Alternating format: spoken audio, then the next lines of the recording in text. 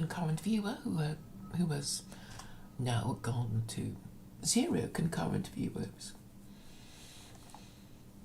I'm sure you will come back again. I've noticed in the last few days that there seems to be a trend for people selling leadership skills. Today I noticed one particularly inept one given by a man with a very silly haircut, who I suspect may not be strictly heterosexual, and talking to to a pair of women. They were all selling their leadership course. And I know of another woman who is selling her ideas on leadership. And recently I've noticed that there's been a lot of ads on YouTube saying you can sell your course. And I think this is what people are doing. They're selling their, homespun ideas on this or that. But here I am giving it to you all for free. I mean, it's ridiculous and incongruous for women to be giving lessons on leadership skills. It's inappropriate and frankly incongruous. If I might be allowed to give this opinion, it is a mere opinion and nobody listens to me, right?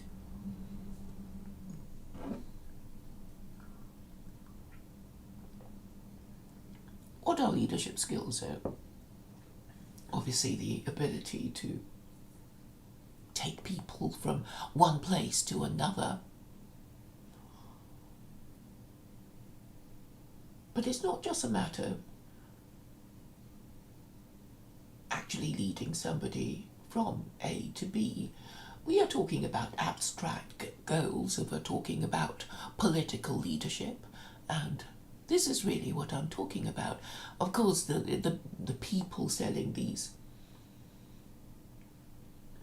courses are hoping to sell it to corporations who want to teach, managerial skills, leadership skills to better run their business organizations. But I'm talking about political goals and political objectives and leadership in that field.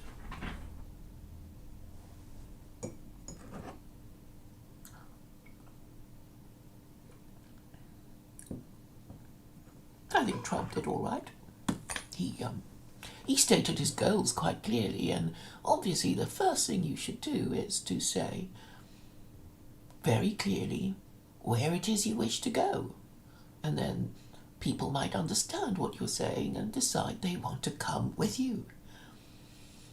But there's always been this joke of leaders following their followers because they're saying, well, where do you want to go? Would you like me to take you there? That kind of leadership, which is, of course, more widespread in democracies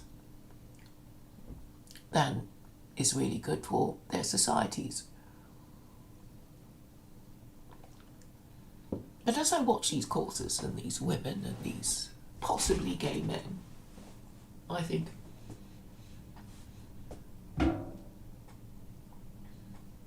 I would be quite good at doing this sort of thing. After all, I state very clearly where I wish to go, and even if it's not anywhere anybody might want to come along with me to, I say quite clearly.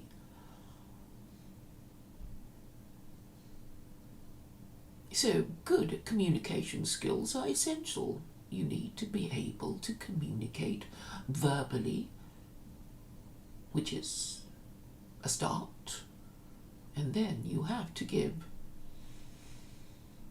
be adept at non-verbal communication.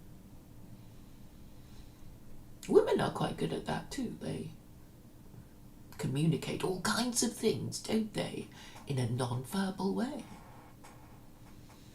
And you're supposed to take the cue, and many people get the signals wrong. I also get the wrong end of the stick, but with time, with experience, with focused learning, you can avoid those terrible mistakes that might destroy a relationship, shall we say.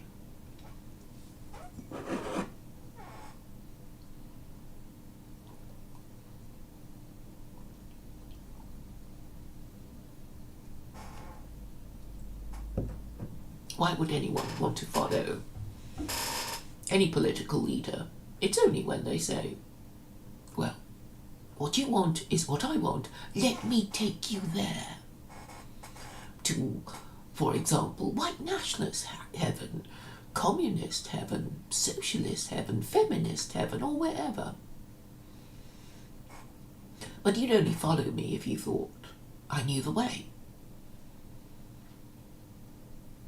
You might be more inclined to follow me and not question me so much if I were in a senior position in politics. But I'm not.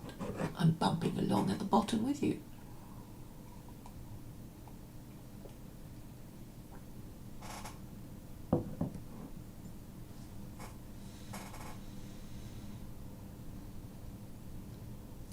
Part of being a leader, I believe, is the ability to communicate with people, all kinds of people, not just, your fans. And of course, the skilled communicator, the thoughtful communicator already knows that much of his message should be directed at people who will never actually engage with him.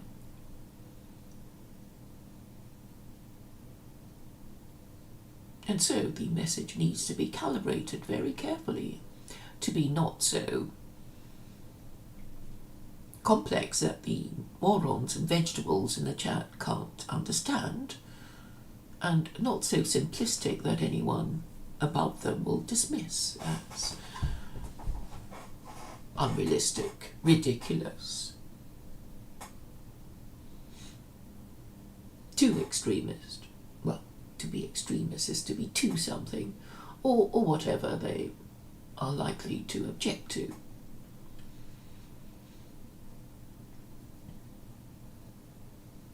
But the most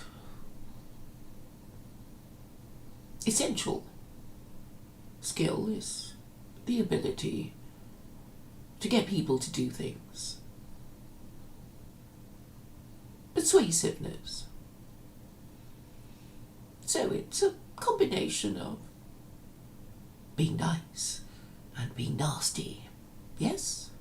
You can't just be nice all the time, and you can't be nasty all the time. You have to use a combination of methods to persuade people. And what is the most persuasive is that you believe in your idea.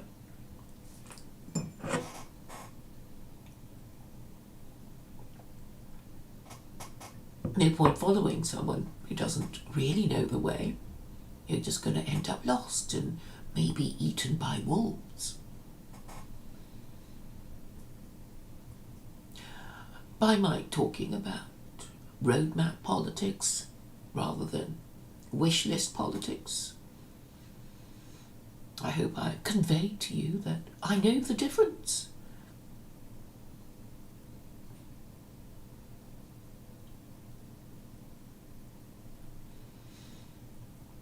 I scorn wish list politics.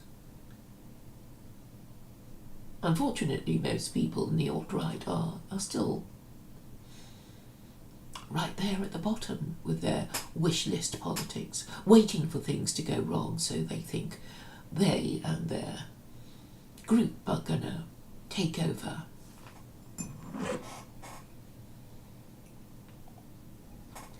Not without moral authority, not without intellectual authority, not without support from the highest possible authority. whatever that may be. I at least understand the basics of political leadership.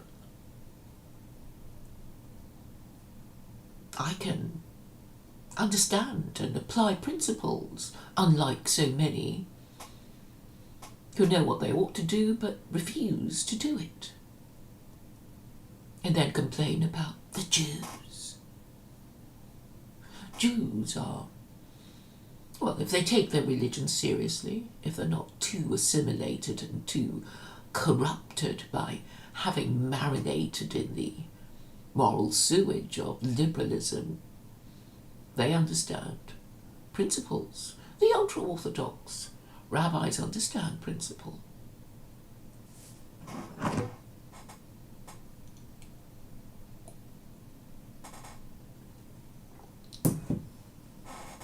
Those whose morals have been corrupted by extended interaction and engagement with Gentiles will have their morals corrupted.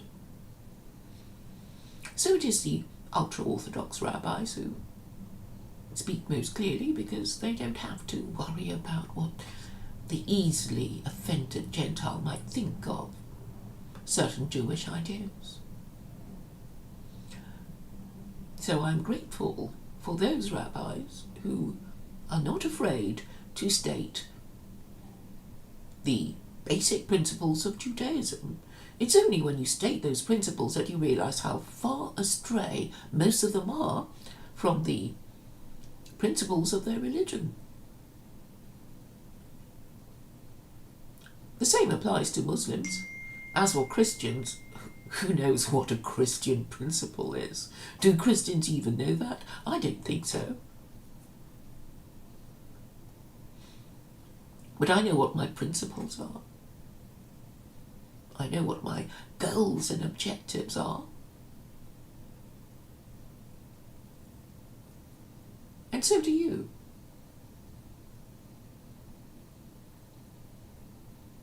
And all my ways are peaceful and legal. And you can be part of it if you join my Telegram group for instructions. So that was what I was leading up to.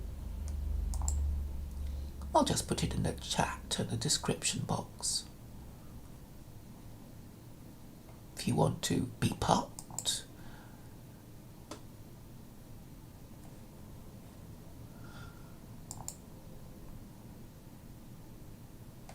of my, what do they call it? Keyboard army. Yeah. If you want to be part of my keyboard army, if you want to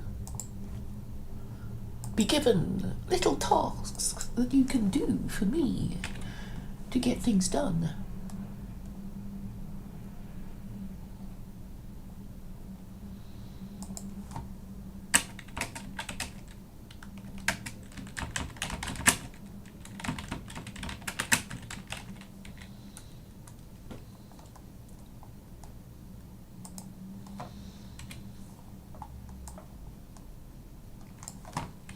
I will never make you ask of you something that you cannot do, because I understand human nature.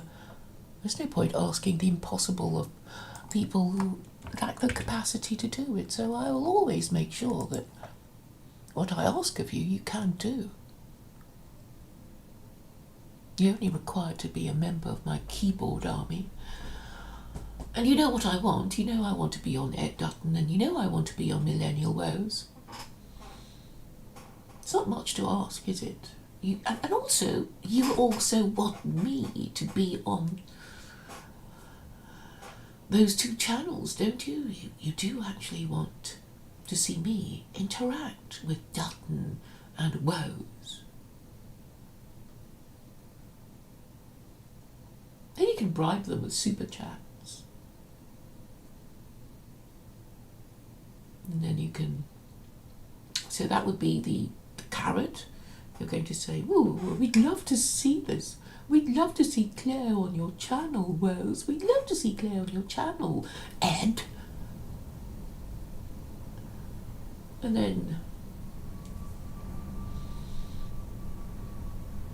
then what is the stick? I think Colin is a bit afraid of Mark Collett. I know Mark really doesn't want anyone to give me a platform at all. Doesn't want anyone to talk about secular Quranism, associate with me. And you can tell from Millennial how much Mark Collett was bossing Colin around. So the penny only dropped yesterday.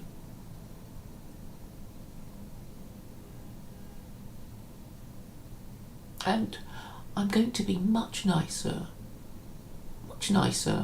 than to Woes than Mark was to him when he was on his show. I can be nice. I have different facets of my personality that I don't show.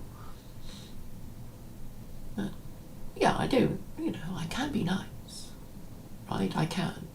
I'm capable of it. So I'm not, I wouldn't be bossy. I'd be, as nice as I possibly could be to sweeten the very bitter pill that I have for you. And it will be entertaining and it will be educational. And this is a little I hope for. So what do you think will happen? Will they just say no? Will there be orders on high from all kinds of, government departments issuing commands to stop Dutton or Woes from letting me on their show? Or is it just the moral and intellectual cowardice of Dutton and Woes that prevents them from having me on their channel? It would be entertaining and educational. And I'll be nice. I'll be on my best behaviour. So what is the problem? I think we should get to the bottom of this, right? And you can ask. You can say, well, how about it? All you have to do is post in their chat, send them an email, telling them how nice it would be if I were the guest. And you can keep doing it again and again and again, if you dare. But what's there to be afraid of?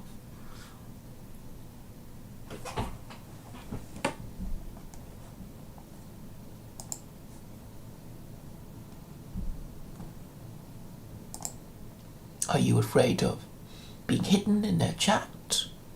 Having your email blocked? When your ancestors crossed oceans and continents to get to where they wanted to go?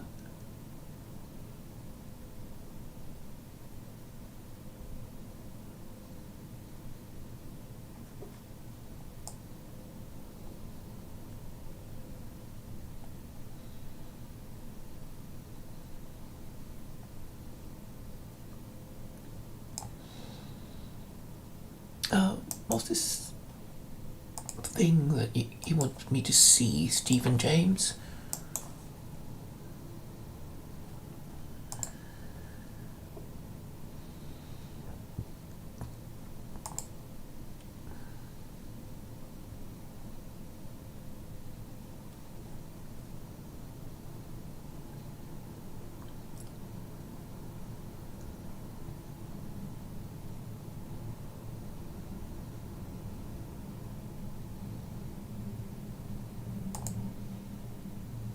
Yes, I get it. CIA.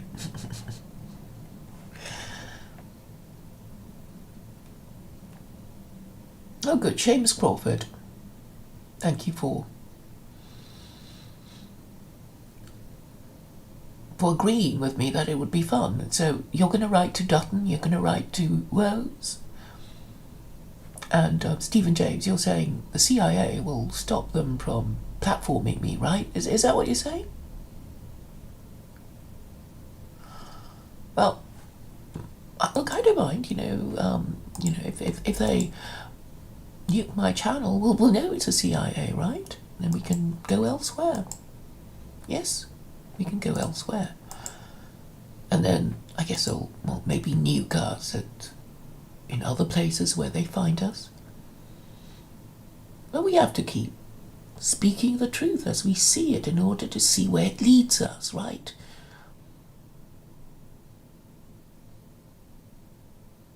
Well, you personally don't have to, Seamus, but maybe others who want to see it more than you would do it.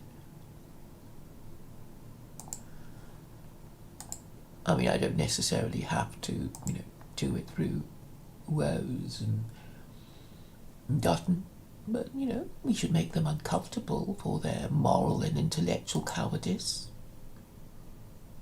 I mean, if my idea is so stupid, then they can tell me on their own channels how stupid my idea is and what better idea they have. So that's all I'm going to say on this stream. I'll make it short and sweet. Thank you all for listening.